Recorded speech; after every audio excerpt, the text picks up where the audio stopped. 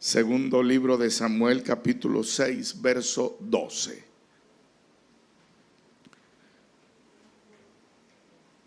Que a la letra dice de la siguiente manera: fue dado aviso al rey David diciendo: Jehová ha bendecido la casa de Obed-edom y todo lo que tiene a causa del arca de Dios.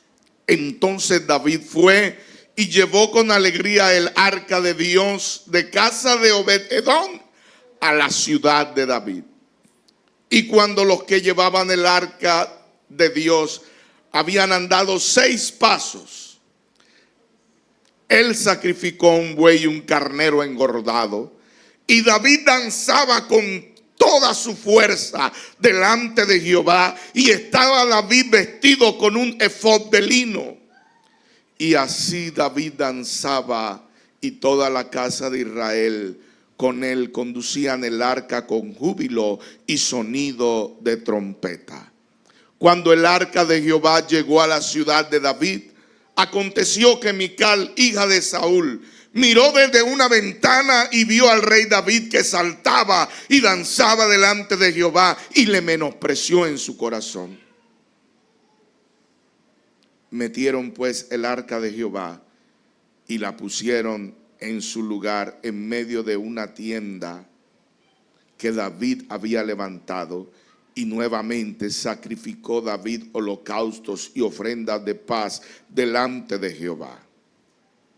Verso 20.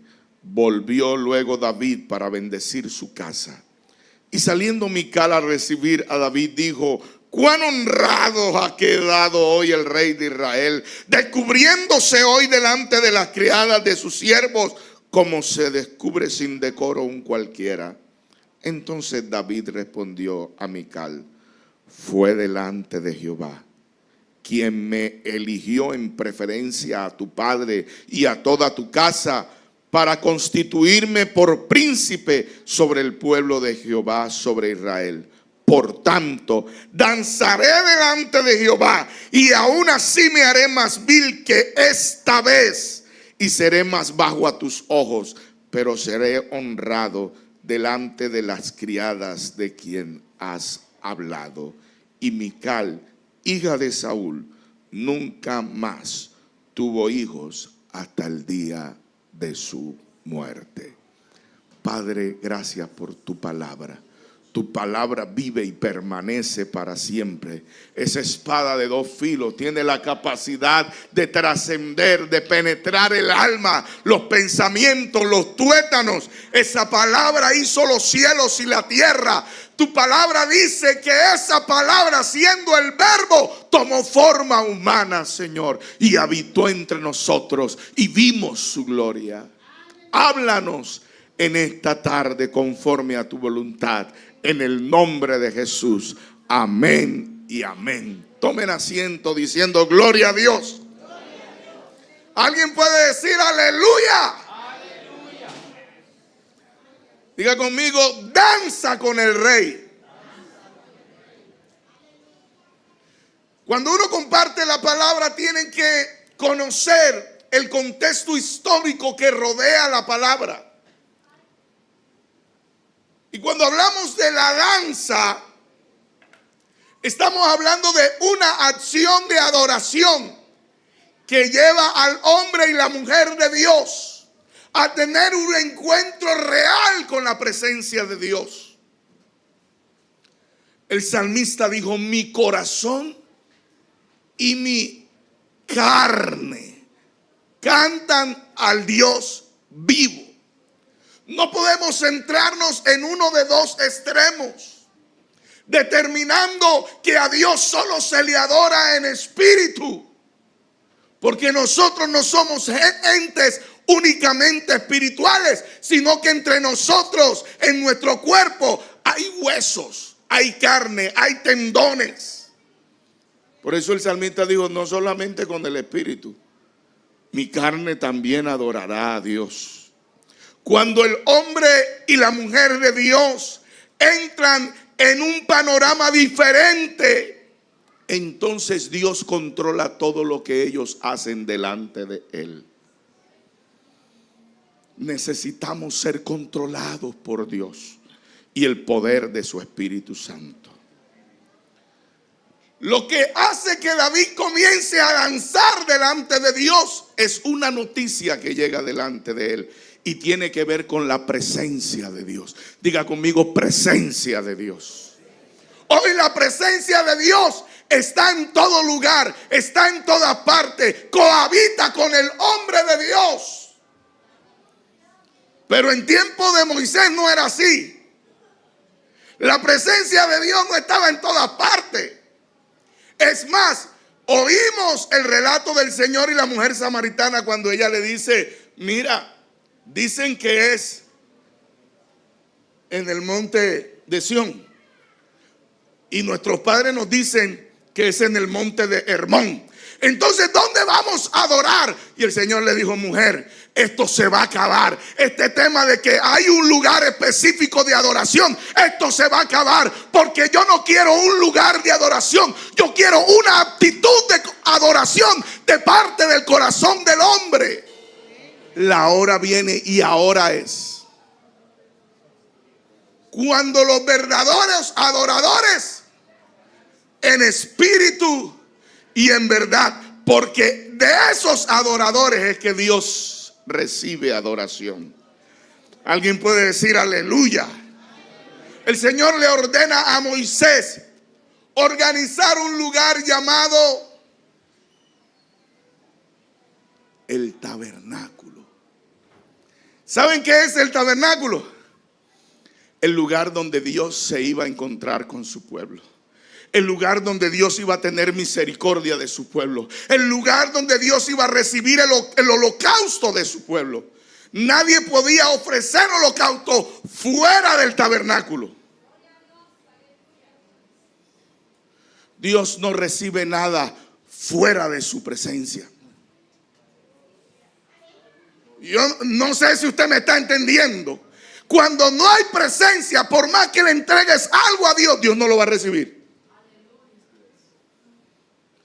Y lo muestra la palabra. Se complace Jehová de los sacrificios más que de la obediencia. Donde hay presencia hay obediencia.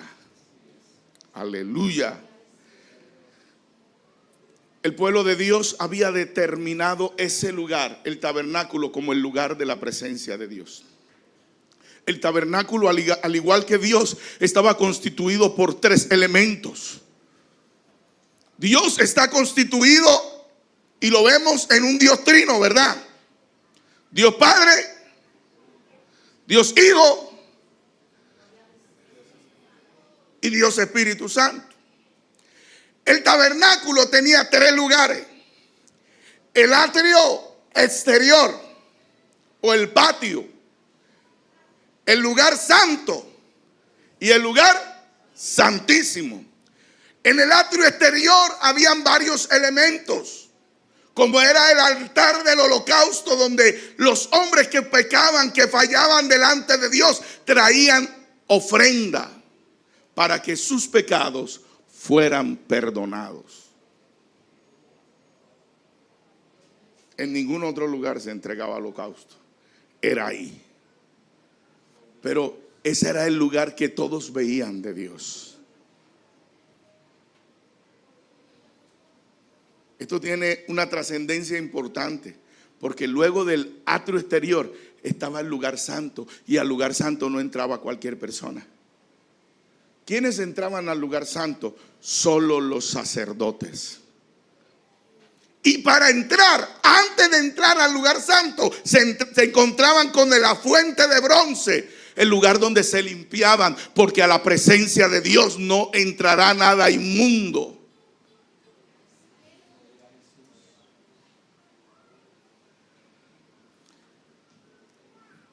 Ahí, en el lugar santo, que identifica la segunda persona de la Trinidad, entonces encontramos la provisión de Dios, porque ahí estaba la mesa de los panes, 12 panes, 1 por cada tribu, 1 por cada mes, 1 por cada apóstol.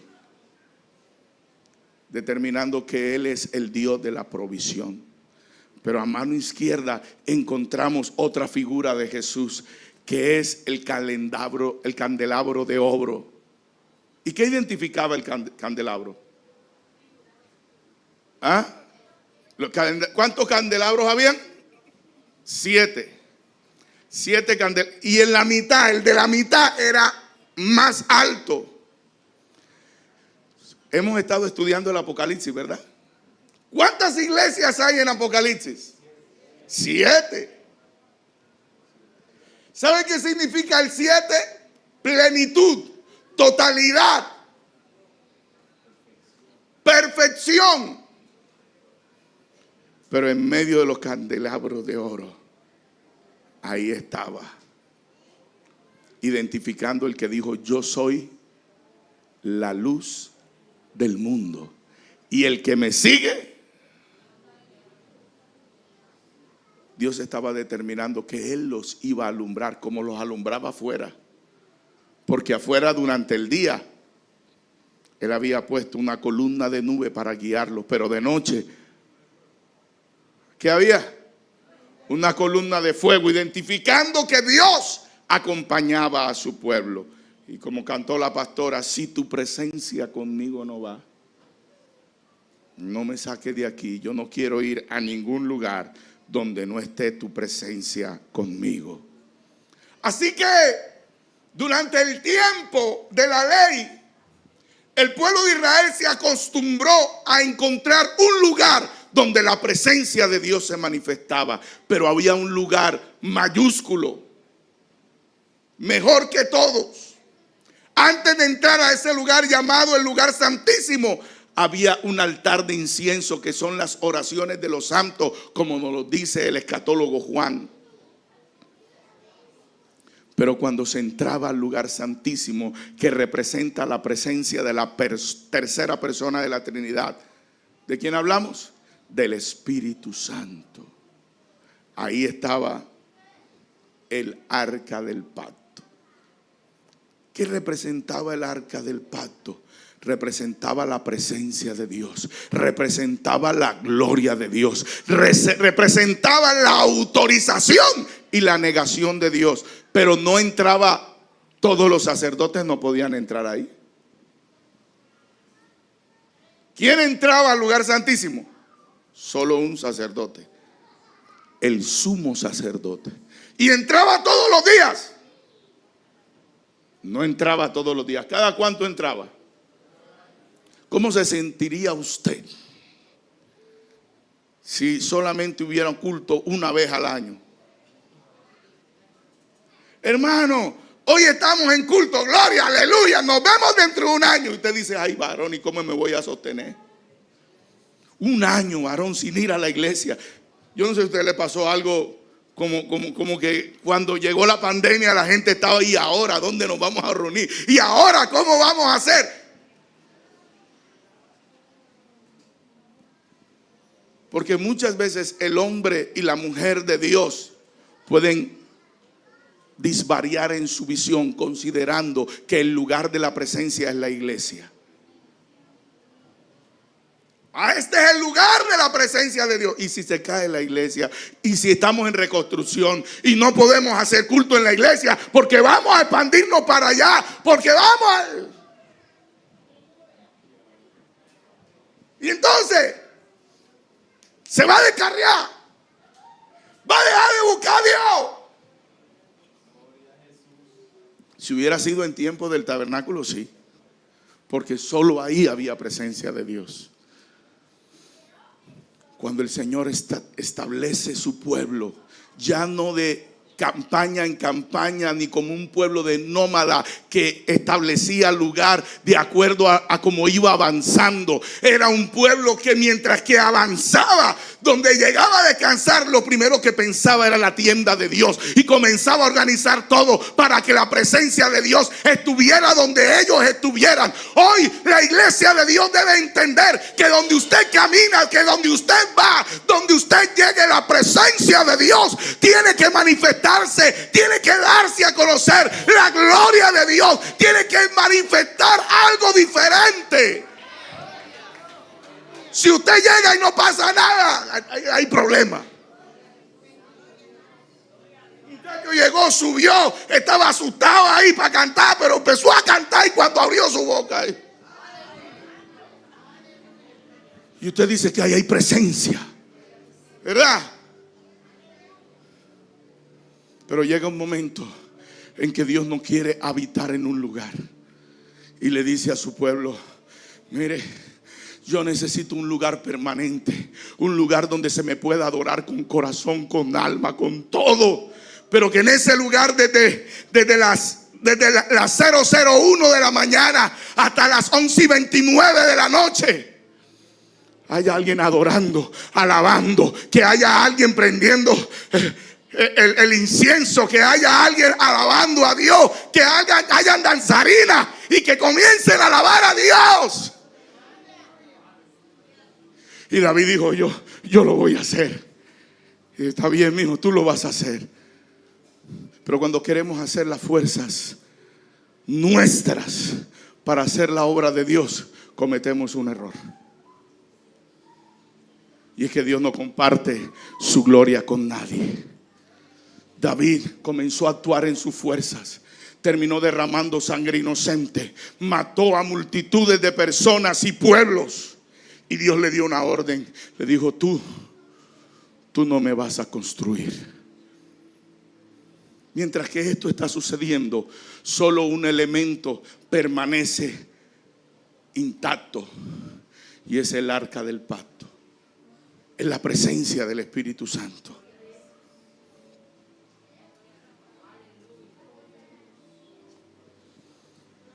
Pero el pueblo se acostumbró a que la presencia estaba en un elemento, a que la presencia de Dios estaba en un mueble.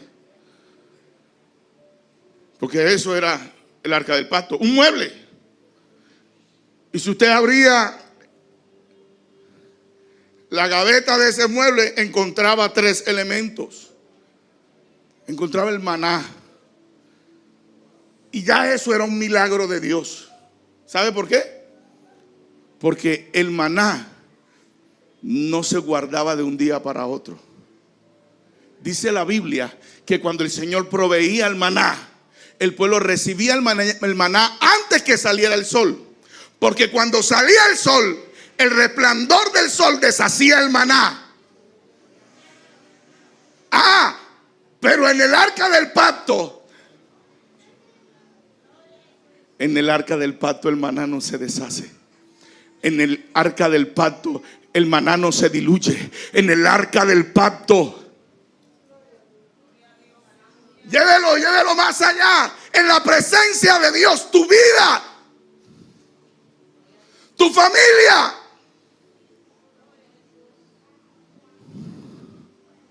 porque si su presencia está conmigo, no voy a temer. Séquese la hierba, marchítese la flor, pero la palabra de Dios permanece para siempre. Ahí estaba el maná, pero no había solo maná, porque el maná es la indicación de que la provisión de Dios, cuando Él la pone, nadie la quita. También estaba la vara que reverdeció de Aarón. Espérense que esto está bueno. Dice la palabra que Moisés, eligiendo a los líderes, ya le había dicho a Dios en el monte Sinaí o en el monte Horeb que le permitiera que Aarón hablara por él, que le permitiera que Aarón fuera su mano derecha, que le permitiera que Aarón fuera el líder que lo iba a acompañar, que iba a cogobernar con Aarón. Pero hubo gente que se disgustó y dijo: ¿y por qué él? Claro, como es tu hermano. Esto ya se volvió una situación familiar.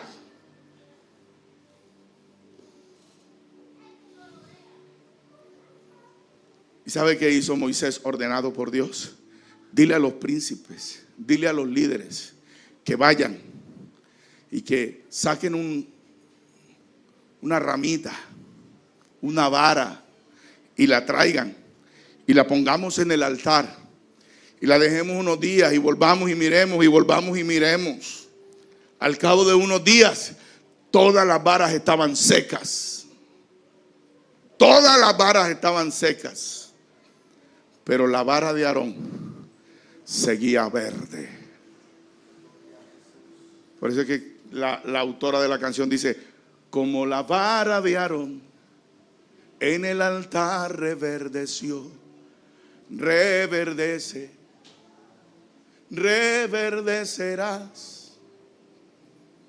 Identificando que cuando Dios aprueba tu liderazgo, que cuando Dios aprueba tu ministerio, que cuando Dios ha determinado estar en lo que tú hagas,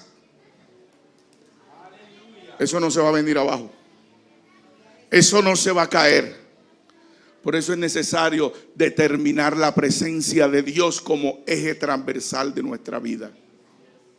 Si la presencia de Dios no está, no hay nada. Y el último elemento que había en el arca del pacto eran las tablas de la ley. Porque no hay presencia si no hay obediencia a la ley. No hay presencia si Dios no es el que manda en nuestros corazones. Es como el niño que le dice: papá, yo quiero estudiar. Ya el muchacho salió del colegio y dice: yo quiero estudiar en la universidad. Quiero estudiar esto y esto. Y la matrícula vale tanto. Y el cuatrimestre vale tanto. Y el padre dice: bueno, está bien, pero con una condición. Ya cuando él pone la condición, ya está estableciendo una ley, una norma, un estatuto. Algunas personas quieren presencia, pero no quieren obediencia. ¿Sabe? Hasta el manejo de la presencia de Dios tiene normas. Dice la Biblia que Dios es un Dios de orden.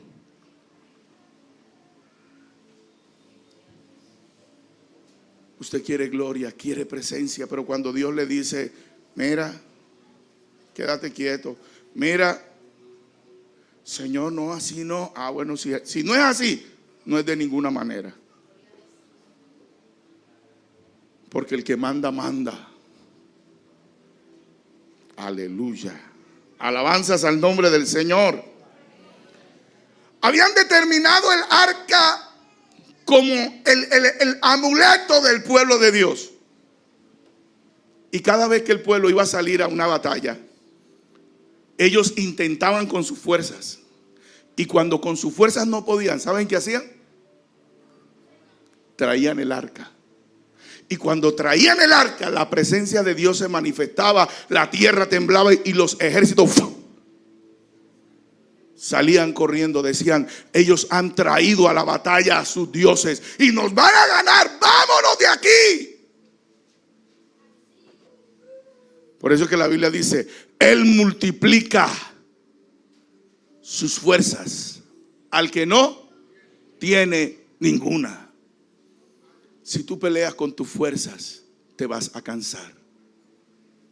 Si tú peleas con tu fuerza, la vida espiritual, habrá un momento en que ya no puedes más. Yo hablaba con el hijo de la hermana Cándida y me contaba su testimonio. Mire, eso es maravilloso. Pero me dijo: pastor, mire, el primer día después de yo haber aceptado al Señor, la gloria de Dios estaba, llegó un personaje a difamarme, a decirme que yo estaba haciendo esto y que yo... Pastor, yo no aguanté la gana. ¡Pau! ¿Verdad? Porque hay momentos en que queremos hacer las cosas a nuestra forma, a nuestra manera. Y cuando hacemos las cosas a nuestra manera, Dios nos deja. Ayer escuchábamos la palabra de la hermana Kimberly Martínez que decía: y los discípulos estaban haciendo lo que podían, pero Dios estaba durmiendo en la popa. ¿Por qué el Señor no se levantó? ¿Por qué Dios? No, usted quiere actuar en su fuerza. Usted quiere actuar a su manera. ¡Hágale! Que me avisa cuando me necesite. Y efectivamente, cuando vieron que levantaron la vela, cerraron la vela, bajaron la carga, botaron cosas. y la tempestad seguía acabando con su barco. Entonces se acercaron a Jesús y le dijeron: despiértate, maestro, que perecemos. Ya no aguanto más, ya no soporto más. Cuando el cristiano en medio de su debacle espiritual siente que sus fuerzas se han agotado, siente que el camino se hace pesado y está cansado en medio del trayecto, entonces viene delante de Dios y le dice: Señor, no puedo más. Y cuando hay humildad, entonces aparece Dios y dice: calla, hey, enmudece. Cuando todo se calma, los discípulos preguntan: ¿quién es este que aún el viento y el mar le obedecen? Y me encantó cómo lo desarrollaron ayer. Entonces los discípulos no sabían quién era Jesús. El hecho de venir a la iglesia no determina que seas un cristiano. Si usted tiene un parqueo, ¿qué mete uno en el parqueo? El carro. Pero si yo entro al parqueo, entonces, como lo que entra en un parqueo es carro, yo soy carro por entrar en el parqueo. No. Hay elementos que determinan si soy carro o no. Entonces no todo el que llega y entra a la iglesia es hijo de Dios, es cristiano. No. Dice la Biblia: dad pues frutos dignos de arrepentimiento.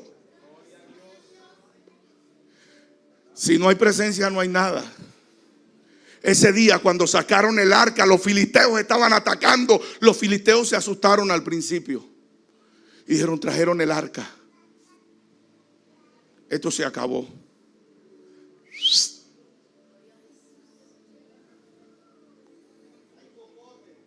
Hay cocote. ¿Y sabe qué dijo? El pueblo filisteo dijo: pero hay algo raro. Aunque trajeron el arca, yo no siento nada. ¿Por qué no intentamos pelear? Tal vez si peleamos contra el pueblo, hasta nos ganemos un botín. El botín es lo que queda de residuos después de la batalla. Y cuando la gran batalla se encendió, el pueblo de Dios salió corriendo y dejó la presencia de Dios. ¡Aló! Préstele atención a esto, que esto tiene trascendencia en el mundo espiritual.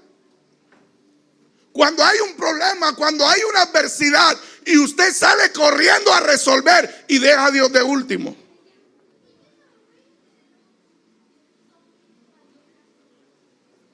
¿Sabe qué pasó? Los filisteos capturaron el arca. Y en Israel todavía se danzaba. En Israel todavía se cantaba, pero no pasaba nada. ¿Aló? Hay cristianos que se saben todas las canciones y que levantan la mano y hasta se saben el pasito de la unción, pero no pasa nada. No sucede nada. ¿Por qué? Porque no hay presencia. Y si la presencia de Dios no está, tú no eres nada y yo no soy nada. El pueblo ahora está en sequía. El pueblo ahora está pasando y atravesando una prueba tan difícil que no saben qué hacer. Y nadie se atreve de ir al pueblo de los filisteos para reclamar el arca. Nadie es tan varón ni tan macho, ni David, que se había enfrentado al más grande de los filisteos, había sido capaz de entrar al pueblo de los filisteos para robar el arca, porque Dios no había dado aprobación ni autorización. Los filisteos llevan el arca, lo llevan de Ebenezer hasta Asdod. Asdod significa lugar de saqueo, lugar donde se lleva el botín que ha quedado como despojo de una gran batalla. Y allí en Asdod está su Dios. ¿Sabe cómo se llama el Dios de ellos? El Dios Dagón. ¿Y sabe cómo es Dagón? Mitad hombre, mitad pez. Se le determinaba como el Dios de la fertilidad, como el Dios de la prosperidad, como el Dios de la abundancia. Pero sucedía algo muy igual o semejante a lo que pasaba con Baal. Baal era el dios de la prosperidad, pero el Dios de ellos solamente contestaba 3 veces al año, los 3 momentos en el que la cosecha venía. ¡Ay! Adoremos a Baal. ¿Por qué? Porque nos dio grano, semilla y hay abundancia. Claro. Pero muéstrame abundancia en la sequía. Es en la sequía de donde yo quiero ver a tu Baal actuando. Por eso Elías le dijo: si Baal es Dios, que envíe fuego del cielo. Se le fue la luz a Baal. Y los adoradores de Baal sabían adorar. Mire, no había mejores danzarines que los adoradores de Baal. No había persona para sacrificar con más fuerza y con más corazón que los adoradores de Baal. Cogieron espadas y se sajaban, se laceraban unos a otros, porque querían darle a su Dios lo mejor. Tristemente, su Dios nunca respondió, porque su Dios nunca existió.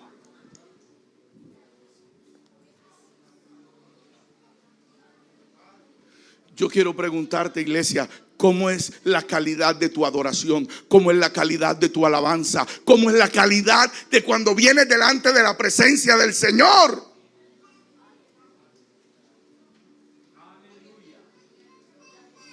No es posible que mientras que estén predicando usted esté hablando allá arriba o aquí abajo.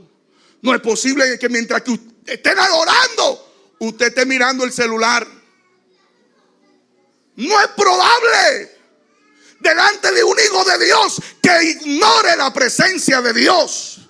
¿Sabe qué significa filisteo? Filisteo es el que desvaloriza lo que tiene gran valor delante de Dios. Y ellos desvalorizaron el arca de Dios y se la pusieron delante de Dagón. ¿Y sabe qué hicieron con el arca? La inclinaron. Ahí en el altar inclinaron el arca para que se viera que el arca estaba adorando a Dagón. Al otro día, el arca no estaba inclinada. El arca estaba en el altar. Y Dagón le habían cortado las manos y los pies y estaba inclinado.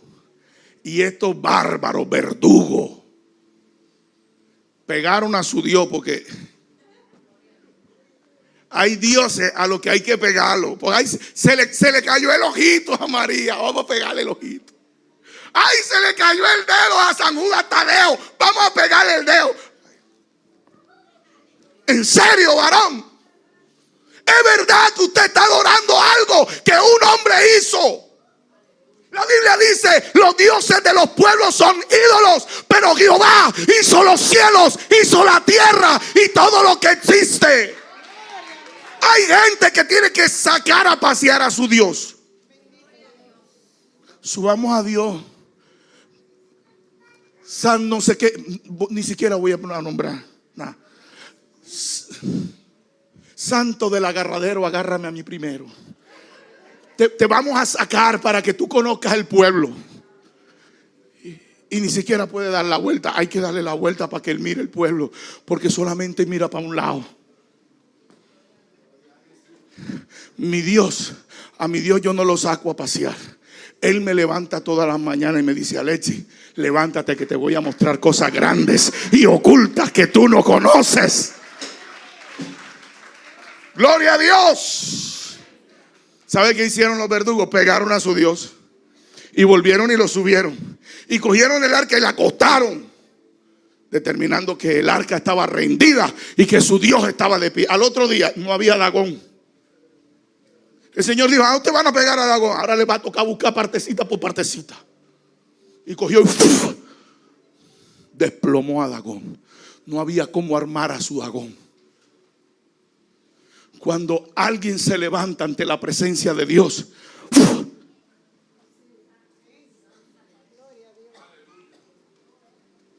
No tema cuando ha de predicar la palabra. No tema cuando Dios le ha dado la orden de levantar canción. Levántela sin miedo donde tenga que levantarla.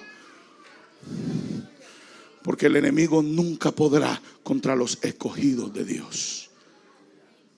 Y al otro día el arca estaba arriba. Lo peor es que mientras que esto está sucediendo en el pueblo, hay una gran peste. Y no solamente hay peste, sino que hay una plaga de ratas. Y no solamente hay plaga de ratas, sino que han muerto más de 30,000 personas. ¿Y sabe qué dijo el rey de los filisteos? Seré yo bobo para seguir teniendo aquí el arca. Esa arca no es ninguna bendición. Esa arca es una maldición. Porque esa arca nos está maldiciendo la vida. Es que cuando tú no sabes qué hacer con la bendición de Dios, la bendición de Dios es te Sí, yo creo en la bendición de Dios. Sí, está bien. Haga lo correcto con la bendición de Dios. Porque si no,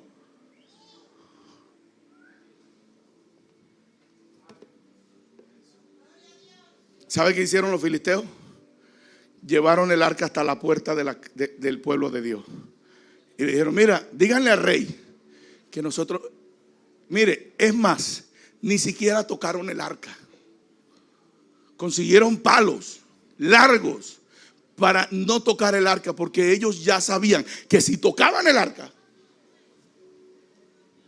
la dejaron en la puerta con palo y todo, le regalaron los palos para que lo llevaran. Díganle a su rey que ahí está su arca, nosotros no queremos nada con eso. Y se fueron. Le llega a oídos de David que el arca está en la entrada del pueblo. ¿Sabe cómo se puso David? Feliz, contento, dichoso. Es como cuando usted le dicen, dígale a la iglesia en Minas que el viernes hay vigilia. Pastor, ¿a qué hora empieza la vigilia?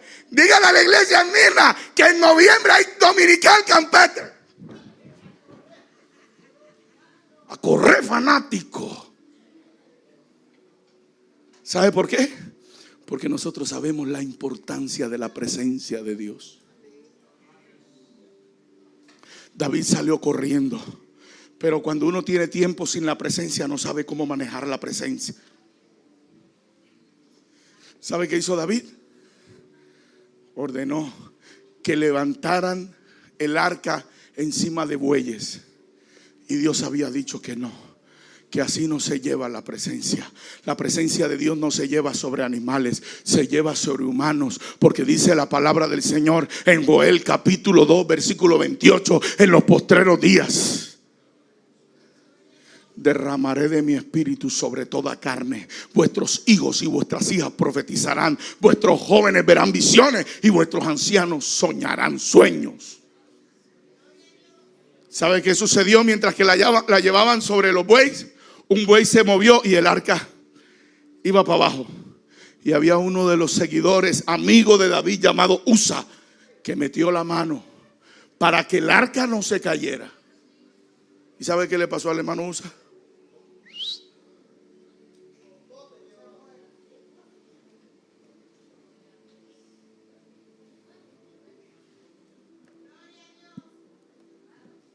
Espérese que usted no está entendiendo todo lo que está pasando.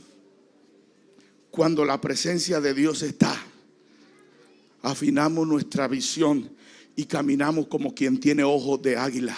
Pero cuando la presencia de Dios no está, se pierde la visión y no sabemos cómo andamos, cómo actuamos, cómo generamos. Cuando la gloria de Dios no está, no hay relación con Dios. Pero cuando la presencia de Dios está, se intima con el Dios de la gloria. No es más grande que la gloria que es su Dios. Primero es Dios y después su gloria. Cuando la gloria de Dios no está, hay muerte en el pueblo. Yo le quiero decir que en medio de esta situación, en la casa de Elí, hay dos hijos del sacerdote que están ofreciendo fuego extraño delante de Dios, que están rindiendo lo que sea con tal de ser reconocidos. Oh, esto me hace acordar que algunos quieren usar la gloria y la presencia para ganar likes, para ganar suscriptores. Y entonces muestran milagros no para que la gloria de Dios se manifieste, sino para que tú te suscribas a mi canal. Eso me pasa a mí por andar hablando de más.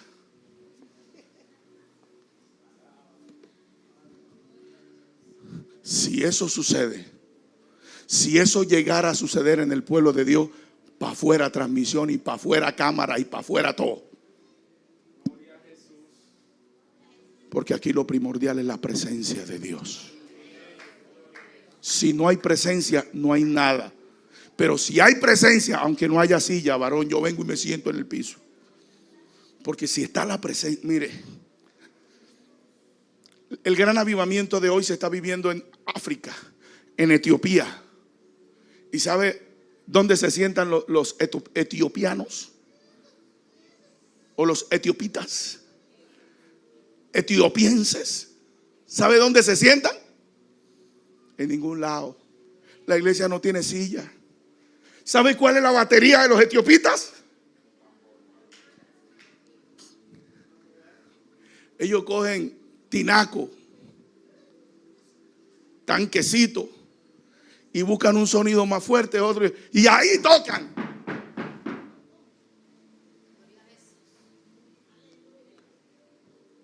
¿Y sabe la presencia de Dios que hay en medio de Etiopía?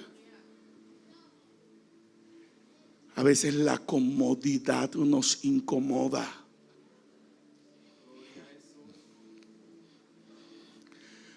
Para el que no tiene la presencia de Dios, el templo es un adorno más.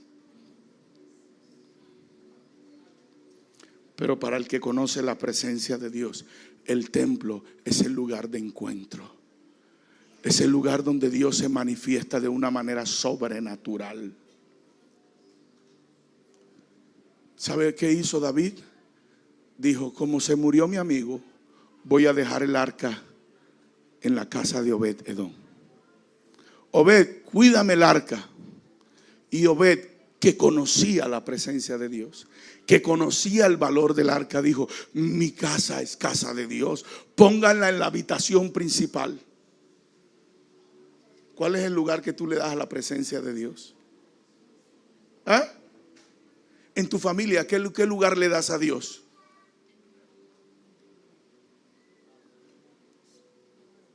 Cuando yo estaba enfermo le decía a mi papá: papá, yo estoy enfermo, no quiero ir. Ah, pues Dios es el que sana, vamos para el culto. Y yo, mire, no es mentira, tosiendo y de todo yo llegaba al culto. Pero usted sabe por qué era así. Porque cuando yo apenas había aprendido a caminar, abrí una cajita, saqué un veneno para ratas y me lo comí. Y el médico me desahució. ¿Y sabe qué hizo mi papá? Me trajo al altar y le dijo al Señor: si mi hijo te ha de servir, presérvale la vida. Y si no, llévatelo. Entonces cada vez que yo tenía una enfermedad, mi papá no podía decir: ay, no dejemos al niño porque está enfermo y no está vivo por Dios.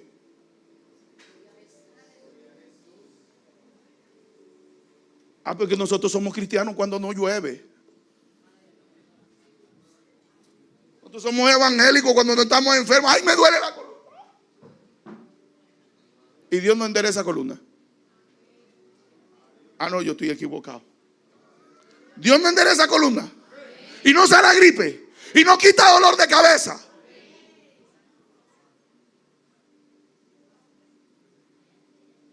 Pero queremos presencia sin pagar precio. Elí tenía 98 años. Wow. Elí tenía y había perdido la visión. Ya Elías no podía ver. Pasaba por alto el pecado de sus hijos. No le importaba lo que hicieran sus hijos. Cuando trató de llamarle la atención, sus hijos se levantaron contra su papá. Y él dijo: yo estoy muy viejito y no tengo fuerza. Yo mejor me quedo callado para que ellos no me peguen.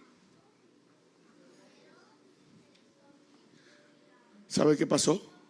Los hijos fueron a esa batalla a la batalla donde sacaron el arca. ¿Y sabe quiénes murieron? Ofnis y Fines.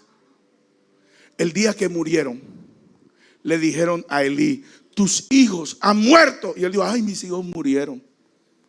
Ahí no le pasó nada. Siguió siendo Elí. Pero le dijeron: y el arca de Dios. No la quitaron. Le dio un teque-teque. Se murió el viejo. Le importaba más la presencia de Dios que los hijos. No, eso no es nada. A la esposa de uno de los hijos de Fines le llegaron con la noticia también: tu esposo se murió. Ay, mi esposo se murió. Y el arca. Dice la Biblia que en ese momento estaba embarazada y tuvo un hijo. Ahí inmediatamente tuvo un hijo. ¿Sabe cómo le llamó al hijo? Icabod. ¿Y sabe qué significa Icabod? Sin gloria. Yo no sé si usted le va a poner a su hijo Icabod. Yo a mi hijo le pongo Cabot. ¿Y sabe qué significa Cabot? La gloria de Dios. Pero Icabod ni por chira. Para mí es más importante la presencia de Dios que la vida. En su presencia hay plenitud de gozo y delicias a su diestra para siempre. Si tu presencia no va a ir conmigo, no me lleves. Donde está el Espíritu de Dios. ¿Qué valor le estás dando a la presencia de Dios? ¿Qué valor le estás dando a la gloria de Dios? ¿Sabe por qué se perdió el arca? ¿Por qué les quitaron el arca? Porque había pecado en medio del pueblo. ¿Sabe quién eran los ministros de adoración? Ofni y Fines. Había pecado en el ministerio de adoración. Habían cosas que estaban deteniendo la gloria. Pero yo estoy seguro que si Ofni y Fines se alinean al propósito de Dios, Dios perdona y la gloria se manifiesta. No es tocar el piano, y yo soy el pianista, prefiero arrancar por ahí. No es tocar el piano. Habrá alguien que toque menos que yo, pero que porte más presencia que yo. Y yo prefiero que toque él, que tenga presencia, y no yo, cuando la presencia se ha alejado de mí. Pero hoy no. Hoy cuando estoy mal. Yo recuerdo en mi tiempo en la iglesia, habían días en que yo llegaba a la iglesia y no me sentía bien, pero no me sentaba atrás, allá adelante. Y le decía al director de oración: mire, varón, no me ponga, hoy no estoy bien. Y me arrodillaba y clamaba y le pedía a Dios que me devolviera el gozo de su presencia. ¿Usted sabe qué hizo David?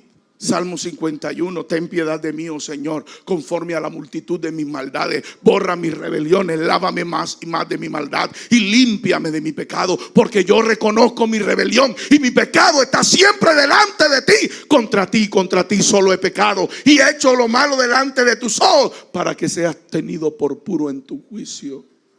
He aquí en maldad he sido formado y en pecado me concibió mi madre. He aquí tú amas la verdad en lo íntimo y en lo íntimo me haces comprender sabiduría. Purifícame con hisopo y seré limpio. Lávame y seré más blanco que la nieve. Hazme oír gozo y alegría y se recrearán los huesos que has abatido. Crea en mí, oh Dios. Crea en mí, oh Dios, un corazón limpio. Y renueva un espíritu recto dentro de mí, para que seas tenido por puro en tu juicio. Devuélveme. A David también le habían robado el arca. Él dice: devuélveme el gozo de tu salvación y espíritu noble me sustente.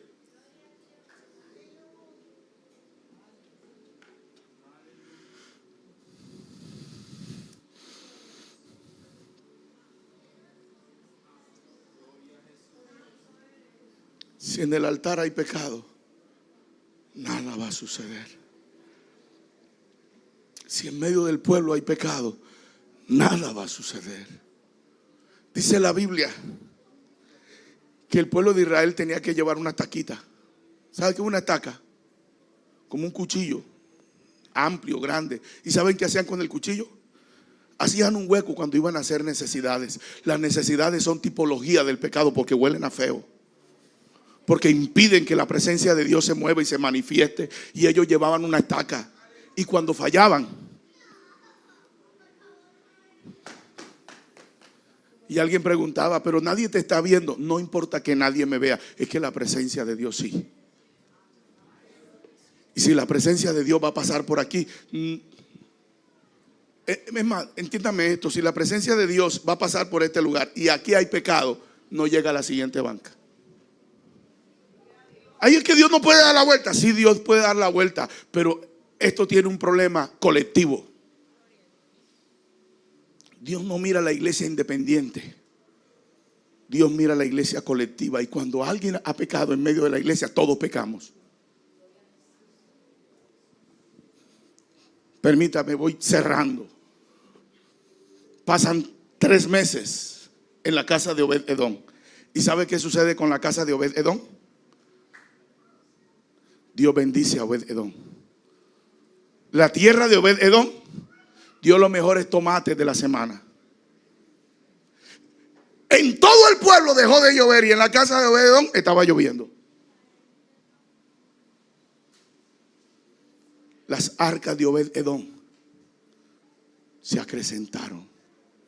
Y Obed-Edom llegó allá al lugar donde venden los electrodomésticos y dijo: quiero una nevera, quiero una estufa, quiero un air fryer, quiero esto y aquello. Y le dijeron: ¿a cuántas cuotas? No, de efectivo. ¡Pah! Y como los chismes no faltan, le llegaron al rey con el chisme. Mire, Obed-Edom está pagando de contado.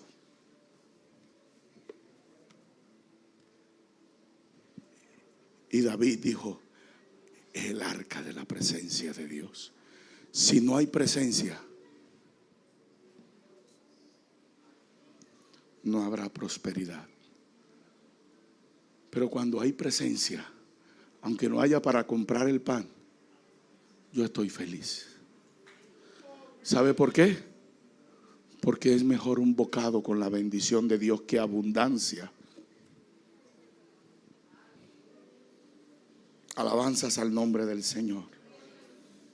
Ahora David decide entrar el arca al templo nuevamente. ¿Sabe qué hace David para meter el arca? Lo que no hizo al principio. Ahora comienza a documentarse cómo meter el arca a mi casa. ¿Usted ya leyó ese libro? Léase el libro, cómo entrar el arca a mi casa. Si el arca no está en tu casa es porque tú no la has dejado entrar. A mí no me hablan ni de la esposa de Obed-Edom ni de los hijos de Edom, me hablan de Obed-Edom. Le llegó el arca, la metió a su casa y la gloria descendió. David fue y le dijo: Obed, cuéntame qué pasó. No, yo te voy a comentar. Le di el mejor lugar de mi casa a Dios. Le di el tiempo necesario a Dios. Y decidí que en esta casa la última palabra, la primera y la del medio, la tiene Dios. Espérese, que esto está fuerte. Hemos entrado en un ambiente donde Jesús llega en el momento impreciso. ¿Y cuándo se fue Dios? Dios nunca se va. Él no es omnipresente, siempre está. La última palabra la tiene Dios. La primera, la del medio, la segunda, la penúltima, todas las tiene Dios. Y no, la palabra de Dios no permanece para siempre. Entonces, vamos, porque es que dejamos la presencia por destellos. Ahora David está preparado. Preparó el ministerio de danza y le dijo al ministerio: mire, tráiganse los zapaticos que le queden mejores, porque hoy la danza va para largo. le dijo al ministerio de adoración: mire, busquen miel, busquen todo lo que ustedes necesitan, organícense en la adoración, porque aquí la adoración va para largo. Le digo a los profetas: miren, prepárense, porque no vamos a conseguir ni bueyes, ni caballos, ni camellos, ni nada para cargar el arca. Ustedes van a cargar el arca. Ustedes van a sopesar el arca. Ustedes son los líderes del pueblo. Si la presencia de Dios no se manifiesta, no es culpa de Moisés, no es culpa de David, es culpa de ustedes. Y los líderes, ¿saben qué hicieron? ¿Cuál es el pedazo de vara que me toca a mí? Y se subieron la iglesia encima. Se subieron la presencia de Dios encima y comenzaron a caminar. ¿Usted cree que alguien dijo: David está pesado? Nadie estaba pensando en si estaba pesado. Y seguro que el arca era pesada. Las danzarinas estaban ahí, se le rompieron las medias. ¡Ay, no importa! Porque tenían un objetivo: meter la presencia de Dios al templo de Dios. Yo quiero invitar a los hermanos de la Junta Administrativa que me vayan ayudando, por favor, con la Santa Cena. David no aguanta. ¿Y sabe lo que hace David? Dice: este traje de rey pesa mucho. Me voy a quitar la corona. Yo me imagino que empezó con la corona. Déjame, me quito la corona. ¿Sabe qué? El efod de lino me pesa. Estos zapatos de rey están pesados. También me los voy a quitar.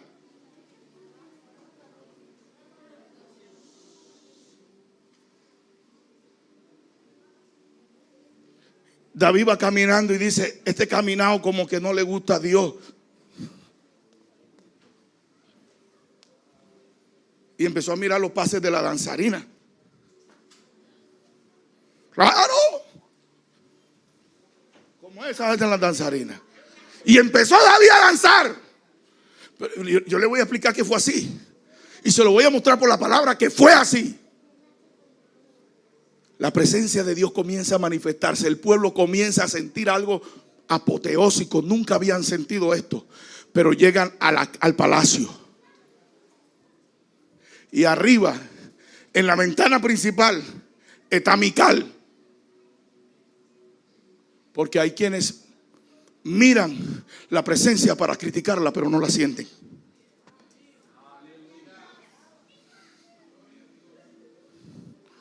Y cuando vio a su rey, mire lo que ella dice: mi rey se ha quitado las ropas y está danzando como un cualquiera.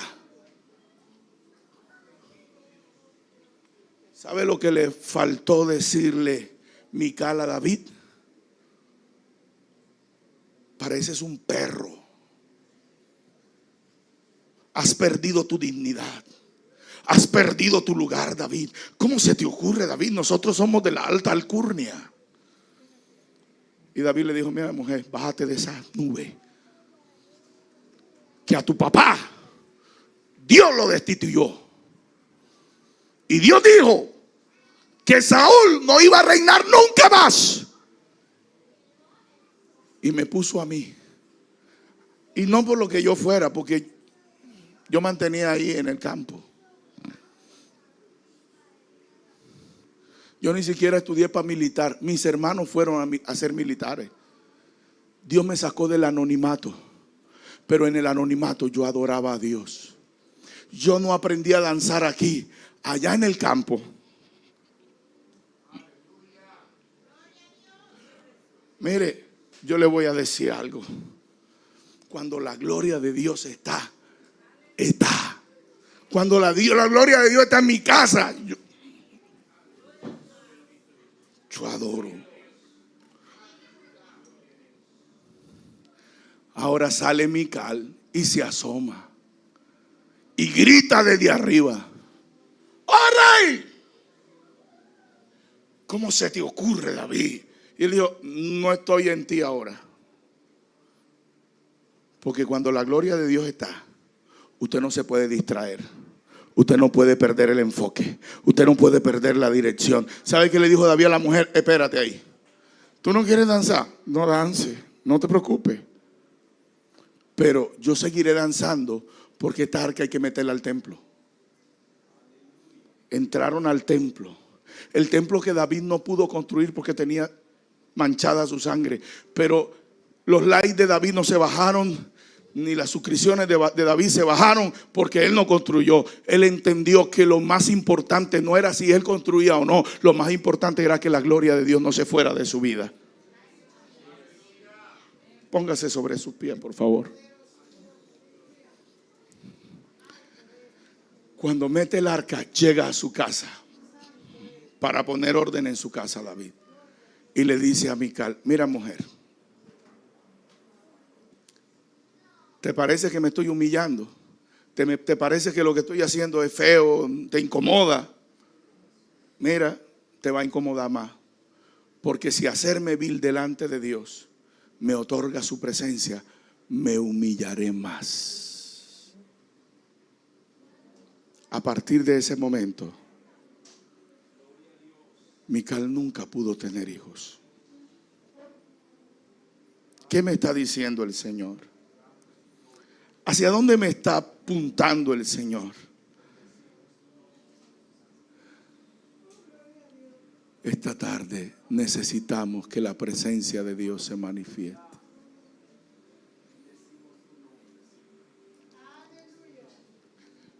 Hermana Mayeli, ayúdeme que vayan pasando los hermanos a tomar. Según ustedes organicen, vayan pasando.